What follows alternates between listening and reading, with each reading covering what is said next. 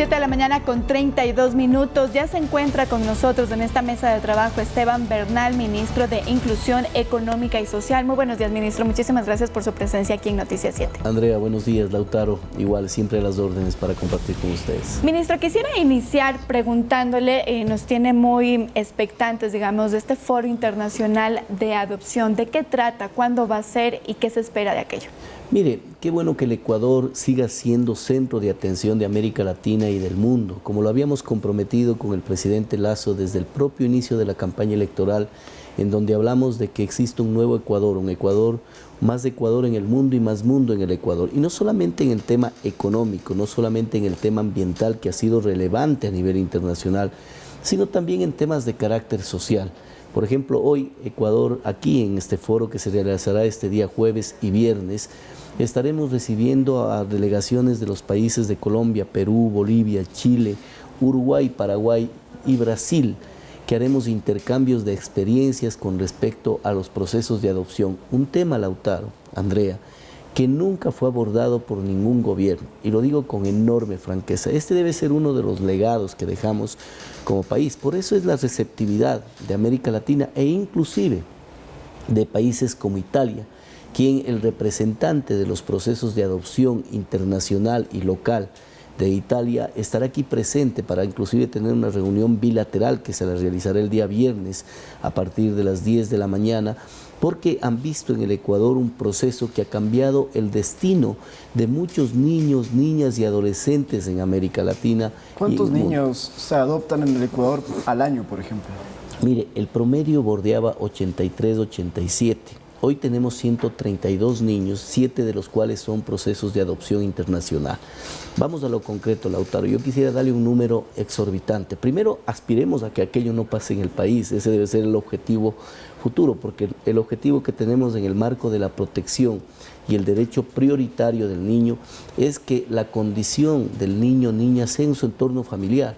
Inclusive, antes que ingresen a casas de acogida, nosotros tenemos pasos preliminares. El primero, que regrese a su entorno familiar directo. A veces es lo más difícil, porque si se les institucionaliza, como es el término correcto, es decir, ingresan a una casa de acogida, dicho sea de paso, ingresan mediante orden judicial, ¿no?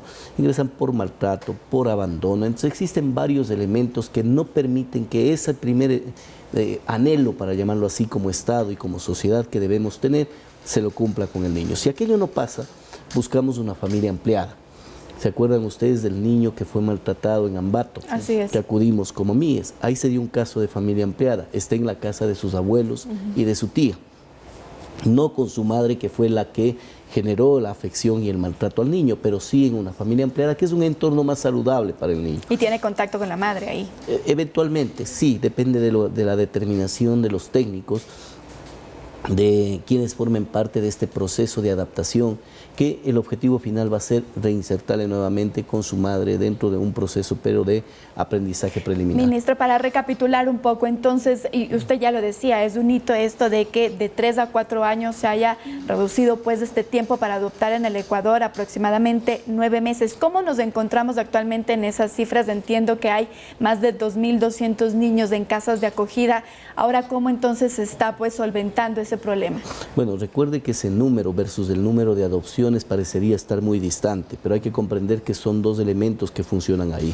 Primero, para declararlos en adoptabilidad tienen que pasar ciertos procesos de carácter judicial. Luego, una vez que están en el proceso de adoptabilidad, ingresan a un comité de asignación familiar denominado CAF, y el vínculo, o yo diría la pertenencia entre los padres y madres adoptivos y el niño también es un punto de pausa para nosotros, porque no es un tema que exigimos.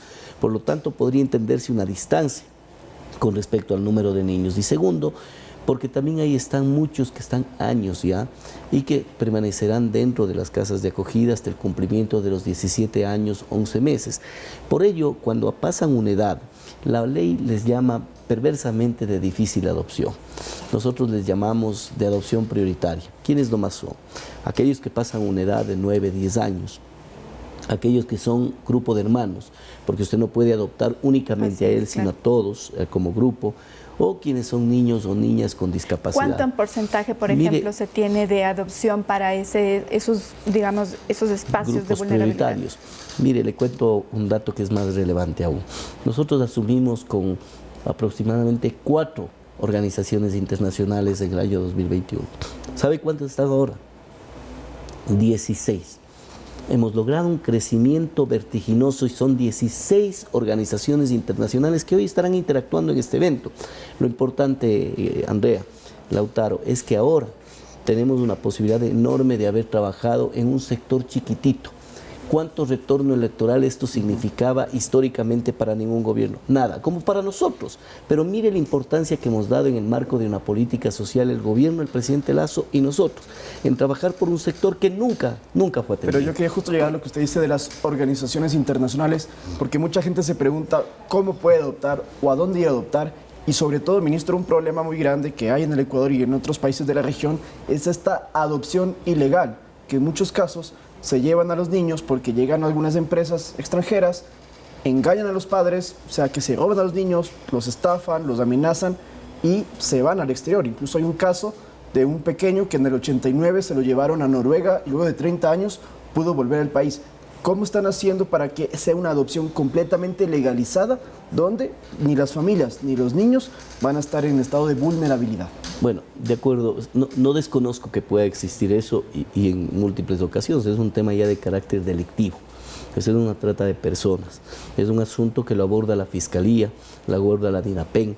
A nosotros nos compete lo relacionado con la adopción eminentemente legal, es decir, con aquellos niños, niñas y adolescentes que están en casas de acogida, que como dijo Andrea, bordean los 2.200 Pero niños. yo estoy interesado en adoptar un niño, ¿debo ir al Ministerio de Inclusión, a las casas de acogida, o si puedo ir a un organismo internacional que esté aquí, ministro?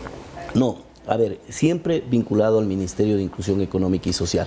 Las adopciones internacionales se las hace canalizándoselas con el Ministerio de Inclusión Económica y Social. Dicho sea de paso, Lautaro, de hecho, la prioridad que tienen los padres adoptivos son los ecuatorianos.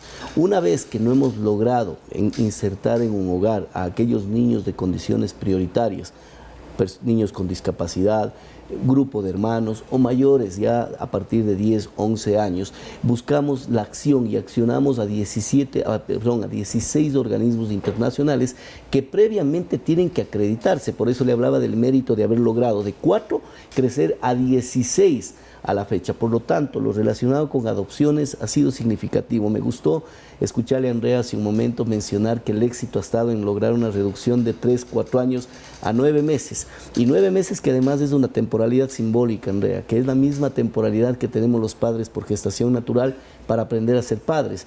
Y esto nos ha llegado a tener casos de éxito de 7 meses, de 9 meses efectivamente, de 11 meses, pero muy de lejos de aquellos hechos de 3 años, 4 años, que eran lacerantes para la dignidad y el interés y el derecho que tienen, no los padres adoptivos, los niños y niñas que están en las casas de acogida. Bien, Lautaro, si no tienes preguntas sobre este tema, quisiera ya darle. Precisemos también para que la gente sepa, en el Ecuador es gratuito adoptar y además no es que el padre va y dice, quiero un niño con tal condiciones físicas o morfológicas. Perfecto, qué bueno que nos preguntó. Primero, gratuito en absoluto, somos una institución que viabiliza y permite cubrir el derecho, no de aquellos padres que requieren un espacio de hogar, conformar un hogar, de los niños. Eso fue lo primero que cambiamos el chip en entender que para todos los trabajadores de las unidades técnicas de adopción, la prioridad y sus jefes son los niños y niñas que están ahí, no el ministro, no el presidente, no la directora de adopciones, sino los niños y niñas para los que trabajamos. Bien, ahora sí y vamos es prohibido, a cambiar. por cierto, prohibido aquello que usted dijo. No, es un tema de emparentamiento sobre la base de lo existente. Bien, ahora sí cambiamos de tema, ministro, porque no nos olvidamos de lo que ocurrió hace aproximadamente 2 meses en la provincia de Esmeraldas, y fue este desbordamiento de ríos que pues alcanzó también a más de 13,000, ya nos lo comentaba usted, damnificados y afectados en esa provincia. ¿Cómo ha sido entonces las acciones que ha tomado el Ministerio de Inclusión Económica Social ahí? Mire, usted ha tocado un tema que ha sido crítico en los últimos meses. De hecho, quiero darles unos datos de importancia para la ciudadanía. En el año 2022, los bonos de contingencia que fueron creados por el presidente Lasso a partir del socavón de Zaruma. Ustedes recordarán este hecho que vivimos, que fueron de los primeros desastres naturales que asumimos como gobierno. Luego vino el tema de la Gasca, vino el tema de Chimbo, etcétera, el sismo de Esmeraldas. Tuvimos 1.923 familias damnificadas el año 2022. Hagamos una referencia. Hoy, con corte a julio, tenemos en este momento 3.153 familias damnificadas y ya registradas para el Cobo 4.300 familias. El doble. Lo que quiere decir que a mediados de este año superamos más del doble de lo que fue todo el año 2022. Eso para entender el tema del fenómeno preniño, inclusive con respecto a invierno. Nos comentaba el bono de contingencia, entonces se entregó en el 2022 estas a las 1.923 familias. Sí, el bono de contingencia. Y hoy a la fecha, entregados ya 3.153, pero registrados para el cobro 4.300 y pico de personas, lo que quiere decir que se ha duplicado, Andrea. ¿Y sabe cómo preveemos en la proyección hecha con la Secretaría de Riesgos, con el COE Nacional, 17.000 personas más o familias más damnificadas hasta diciembre y 53.000 durante todo el periodo del fenómeno del Niño, desde octubre del 2023 a marzo del 2024. Y en ese contexto nosotros hemos actuado. Con referencia a Esmeraldas, usted bien lo ha citado. Mire usted, hemos entregado 17.570 kits que están comprendidos entre kits de vestimenta, kits de vivienda, kits alimenticios para la gente que está damnificada y afectada en los cantones de Atacames, Muisnes, Esmeraldas, en las parroquias de Sue, Tongochi, Atacames, etcétera. Es decir, hemos tenido una acción inmediata con respecto a los temas invernales, pero tenemos activado todo un protocolo. El presidente ha reunido a todas las instituciones en el COE, incluyendo las autónomas descentralizadas, la Asociación de Municipalidades del Ecuador y el CONGOPE, porque tienen que generarse una activación interinstitucional. El tema del fenómeno del Niño, que arrancará, Dios mediante, con mayor intensidad, esperemos que con menor fuerza de la que preveemos en el mes de octubre. Sin embargo, lo que ha dispuesto el presidente Lasso es que todas las instituciones pongámonos al techo, con el peor de los escenarios. Pero y por eso les ha dado antes de ir al fenómeno del Niño, que es importante abordar, con Esmeraldas me quedó a mí algo ahí flotando. ¿Se necesitan todavía kits para ayudar a estas 13.000 personas que han sido afectadas y damnificadas? Recordemos que hubo solidaridad muy grande de todo el país las primeras semanas cuando hubo este problema de las inundaciones, pero ¿todavía se necesita, ministro, que la gente siga acudiendo? Y yo solo complemento justamente esa misma pregunta porque también me quedó sonando esta cifra, 17.570 kits, pero usted dice que, por ejemplo, no son 17.000 viviendas, no son 17.000 kits de vestimenta, es decir, nos podría tal vez dar en porcentajes cómo se ha dado, por ejemplo, la vivienda, cómo se ha dado la vestimenta también. Mire, lo primero que hay que diferenciar, lo que extra micrófonos habíamos conversado, entre damnificados y afectados. Bordea alrededor de 3.100 familias damnificadas, que son las que tenemos competencia para generar una protección integral, tanto a nivel de kits de alimentos, kits de vestimenta y un kit de vivienda, que el kit de vivienda comprende colchón, ¿no? una colcha, ¿no? una colcha, además una bombona de gas, una cocineta. Estos kits de vivienda son paliativos para aquellas familias. Mire, yo estuve en Carlos Concha y tuve la oportunidad de conocer a la presidenta de la Junta Parroquial, doña María, que me acompañó en la visita en esta de una de las parroquias más afectadas, pero me causó tanta impresión porque es un caso muy humano y de admiración. Cuando fuimos a recorrer la parte en donde estaba la mayor cantidad de palizadas, donde el río había ingresado con mayor fuerza, la presidenta de la Junta me dijo: aquí era mi casa, ministro. Imagínese usted, la valentía de la mujer. Ella se le entrega una vez el kit, pero seguramente necesitará que en unos 2-3 meses le vuelvan el tema de los kits es recurrente, ¿no? Tenemos por lo menos un bimestre en el protocolo original, para cualquier época invernal, un bimestre de seguimiento semanal para la entrega de kits alimenticios. Pero dependiendo las circunstancias, hoy nos mantenemos todavía constantes, no solamente en las áreas circundantes a la zona donde todavía están viviendas y viviendo además la ciudadanía ahí, sino en los albergues, que son 4 albergues en donde están alrededor de 2.000 familias también. ¿Y esos kits de viviendas, por ejemplo, a cuántas personas se ha entregado, que es la cocineta, el colchón, la cobija, etcétera? ¿Y cómo entregarle eso a una persona que ha perdido totalmente dónde vivir?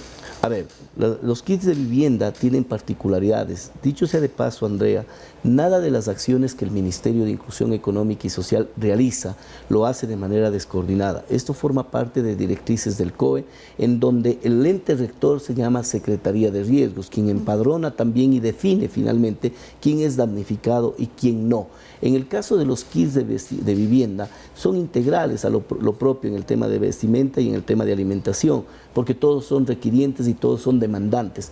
En el caso de los kits de vivienda, que a usted le puede preocupar, se entrega en las viviendas que están siendo afectadas, pero que aún están siendo utilizadas por los damnificados, pero también en los albergues, porque requerimos darles comodidad y un espacio para que puedan tener un grado mínimo de dignidad frente a la circunstancia que les asiste. Y el Estado ecuatoriano, de manera paralela a esto, que es un asunto de abrazo inmediato, de protección inmediata, trabaja en lo estructural. Uno, recuperar las vías que fueron afectadas. Y dos, un programa de vivienda que tiene mayor duración en temporalidad. Comprenderán que no se puede volver a construir viviendas porque se requieren dos condicionalidades mínimas. La primera, demostrar la pertenencia o la posesión del bien. Antes era el ser dueños del bien. Muchas de esas viviendas son invasiones. Pero, ministro, y segundo, entonces, no volver a construir en el mismo lugar, porque sería un despropósito invertir. Entonces la gente, estas 2.000 personas en los albergues, se van a mantener por lo menos hasta diciembre, no van a ser desalojados. No, se tiene previsto generar un paliativo. Estamos trabajando con la Secretaría de Gabinete también para generar albergues mucho más estables, de tal manera que puedan salir de las escuelas para reactivar el sistema educativo en esa zona y que podamos tenerlos acá. Eso estamos trabajándolo con fuerza entre la Secretaría de Gabinete de la Presidencia, Ministerio de Vivienda, Ministerio de Salud y nosotros. Bien, ministro, y solo para culminar, por honor al tiempo, ¿cómo se preparan entonces para la llegada del fenómeno del Niño? ¿Ya se tiene previsto cuántos albergues y entre ellos cuántas unidades educativas servirán como albergues para pues ayudar a los damnificados? El objetivo, de acuerdo a lo planteado por la ministra de Educación en este comité para abordar el fenómeno del niño, es que mientras menos escuelas se utilicen, ¿no?, es más beneficioso, entendiendo de que no podemos frenar la actividad también fundamental que es el tema educativo en el Ecuador. Sin embargo, les hemos mencionado, el presidente ha presentado ya un plan integral que no viene de la mano solo con el tema de protección especial, protección social, que entendiendo desde la lógica del abordaje, somos la primera institución junto a riesgos que llegamos a cualquier desastre natural. ¿Cuántos albergues en ese sentido entonces estarían ya pues planteando para la llegada? Recuerde que tenemos que dar cobertura a 17.000 damnificados que se prevé de aquí en adelante con respecto al fenómeno del Niño. Habrá que ver cuántos de ellos van a requerir albergues, pero no es un tema que yo pueda cuantificarlo. Lo que estamos haciendo es preveyendo lugares, sectores, kits de vivienda que vayan a permitir complementar. ¿Y los bonos?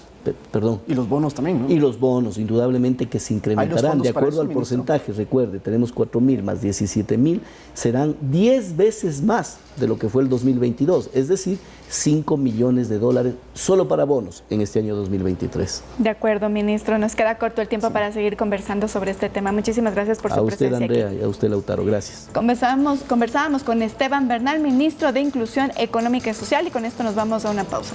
Volvemos con los deportes porque tenemos novedades y hoy juega Barcelona.